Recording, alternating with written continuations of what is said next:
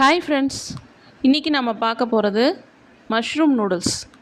வீட்டிலே நம்ம நூடுல்ஸ் எப்படி செய்யலாம் அப்படிங்கிறத பார்க்கலாம். அதுக்கு கடையிலே இது மாதிரி நமக்கு பேக்டு நூடுல்ஸ் கிடைக்கும். மசாலா இல்லாமல் நூடுல்ஸ் கேக் மட்டும் கிடைக்கும். அதை நம்ம ஃபஸ்ட்டு அது மூழ்கிற அளவுக்கு தண்ணி ஊற்றி உப்பு கொஞ்சம் எண்ணெய் போட்டு வேக வச்சிடணும். ரொம்ப நேரம் வேக வைக்க வேண்டாம். ஒரு 5லேருந்து 7 நிமிஷம் வெந்தால் போதும். நமக்கு தெரியும், அதை கையில் எடுத்து பார்த்தாலே வெந்திருக்கா என்னன்ட்டு. அது மாதிரி நம்ம ரெடி பண்ணி வச்சுக்கணும் ஃபஸ்ட்டு. அப்புறம் மசாலாலாம் நம்ம வீட்டில் உள்ளது தான் போட போகிறோம்.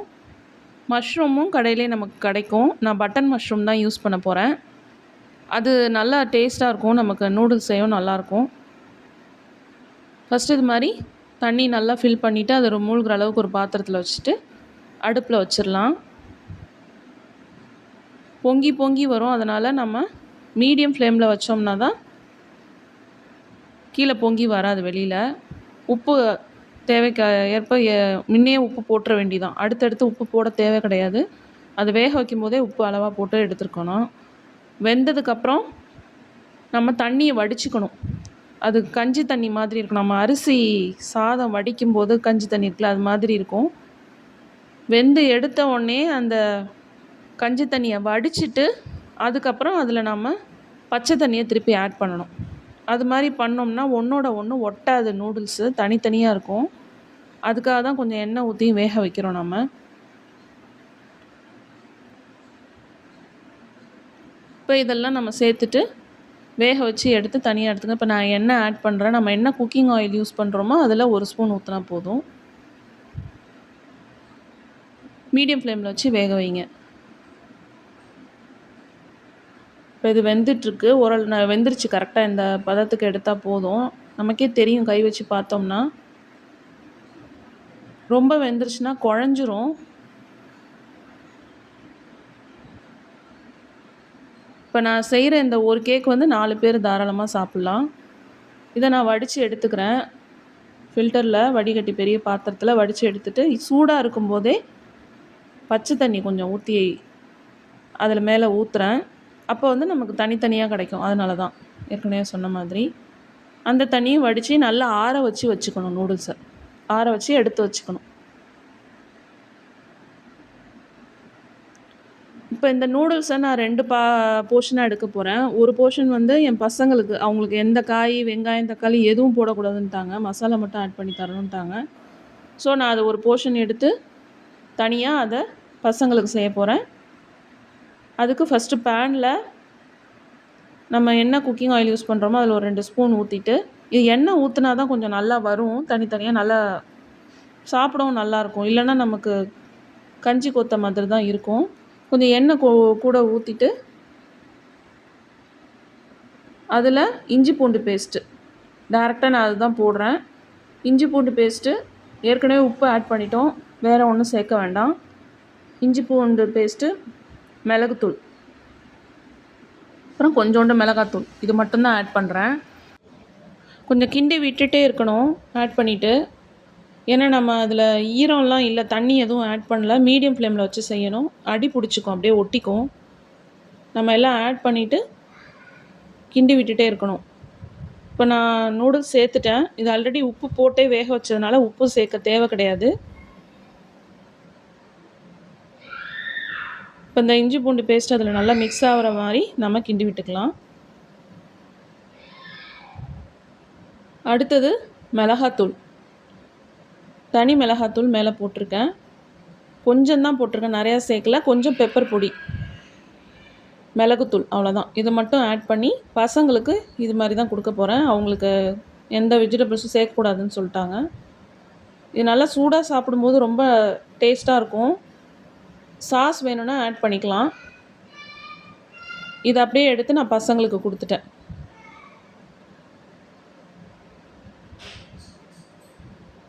சாப்பிட்டு பார்க்கவும் நல்லா இருந்துச்சு. நான் எங்களுக்கு மஷ்ரூம் ஆட் பண்ணி செய்கிறேன்.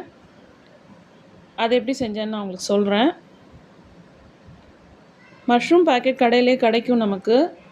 அதை வாங்கி நல்லா வாஷ் பண்ணிக்கணும். ஏன்னா மேலே அது மாதிரி சின்ன சின்னதாக கருப்பாக மண் இருக்கும். அதை ஒரு 2-3 தடவை வாஷ் பண்ணோம்னாலே போயிடும். இப்போ நான் அதை ஊற வச்சுருக்கேன் பாருங்கள். இப்போ பாருங்கள் அந்த தண்ணி எவ்வளோ அழுக்காக இருக்குன்னு. இன்னும் ஒரு 2 தடவை வாஷ் பண்ணிவிட்டு நம்ம எப்படி வேணுமோ அது மாதிரி கட் பண்ணிக்கலாம். நான் கொஞ்சம் ஒரு மஷ்ரூமை 4 பீஸாக கட் பண்ணியிருக்கேன். இன்னும் பொடியாக வேணுனாலும் நீங்கள் கட் பண்ணிக்கலாம். ரொம்ப பெருசாக போட்டால் நல்லா இருக்காது.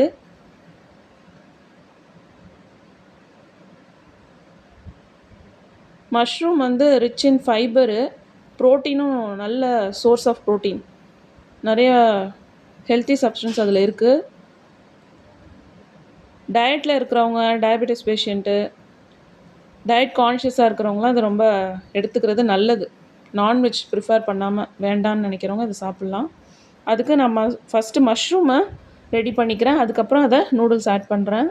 இதுக்கு ஒரு பேனில் எண்ணெய் கொஞ்சமாக ஊற்றிட்டு டைரெக்டாக மஷ்ரூம் ஆட் பண்ணுறேன். தண்ணி ஊற்ற வேண்டாம் இதில், ஏன்னா மஷ்ரூம் வந்து தண்ணி அதுலேருந்தே வரும். நம்ம ஆல்ரெடி வாஷ் பண்ணது அதுக்குள்ளேயே மஷ்ரூம்குள்ளேயே தண்ணி இருக்கும். மீடியம் ஃப்ளேமில் வச்சு செய்யணும். ஆட் பண்ணிவிட்டு இதில் உப்பு, மிளகாத்தூள், மஞ்சப்பொடி இது மட்டும்தான் சேர்க்க போகிறேன். வேறு எதுவுமே நான் சேர்க்கலை.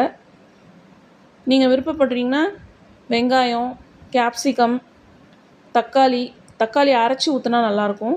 அது மாதிரி சேர்த்து செஞ்சுக்கலாம். நான் அதெல்லாம் செய்யலை. வெறும் மஷ்ரூம் ஆட் பண்ணி உப்பு, மஞ்சப்பொடி, மிளகாப்பொடி இது 3 மட்டும்தான் சேர்க்குறேன். இப்போயே கொஞ்சம் தண்ணி விட்டுருக்கு பாருங்கள். இந்த உப்பு ஆட் பண்ணுறேன். இப்போ நான் இந்த எல்லாமே சேர்க்கவும் இன்னும் நல்லா தண்ணி விட்டுரும்.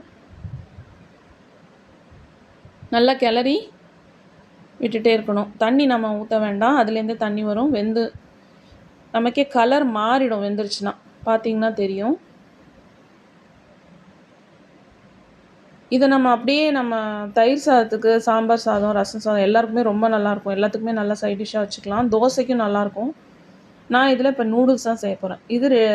இப்போ பாருங்கள், அடுத்து எவ்வளோ தண்ணி விட்டுருக்கு பாருங்கள். கொஞ்சம் மூடி போட்டு வேக வச்சோம்னா சீக்கிரம் வெந்துடும். இது நல்லா தண்ணியெலாம் வற்றுனதுக்கப்புறம் நூடுல்ஸை ஆட் பண்ணிடலாம். அவ்வளோதான். இப்போ மஷ்ரூம் நூடுல்ஸ் ரெடி ஆயிடும். ரொம்ப நல்லா இருந்துச்சு டேஸ்ட்டு. நீங்கள் வீட்டில் ட்ரை பண்ணி பாருங்கள். பசங்களுக்கும் கொடுங்க. நீங்களும் சாப்பிட்டு பார்த்துட்டு எப்படி இருக்குன்னு கமெண்ட்டில் சொல்லுங்கள். அதை இப்போ பாருங்கள், சுத்தமாக தண்ணி இல்லை, நல்லா ட்ரை ஆகிட்டு. இப்போ இந்த ஸ்டேஜில் நம்ம நூடுல்ஸ் ஆட் பண்ணி கிளறிடலாம். நல்ல ஒரு ஃபில்லிங்கான டயட்டு, நமக்கு நல்லா ஃபில் ஆகிடும். ஏன்னா இந்த நூடுல்ஸ் வந்து நம்ம மில்லட்ஸில் செஞ்சது கிடையாது, பேக்கடு நூடுல்ஸ் தான். நீங்கள் இன்னும் மில்லட்ஸில் உள்ளதாக சேர்த்துக்கிட்டிங்கன்னா இன்னும் ஹெல்த்தி ஆகிடும். இந்த வீடியோ உங்களுக்கு பிடிக்கும்னு நினைக்கிறேன்.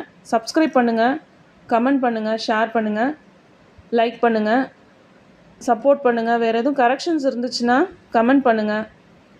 நிறைய வீடியோஸ் போஸ்ட் பண்ணியிருக்கேன்.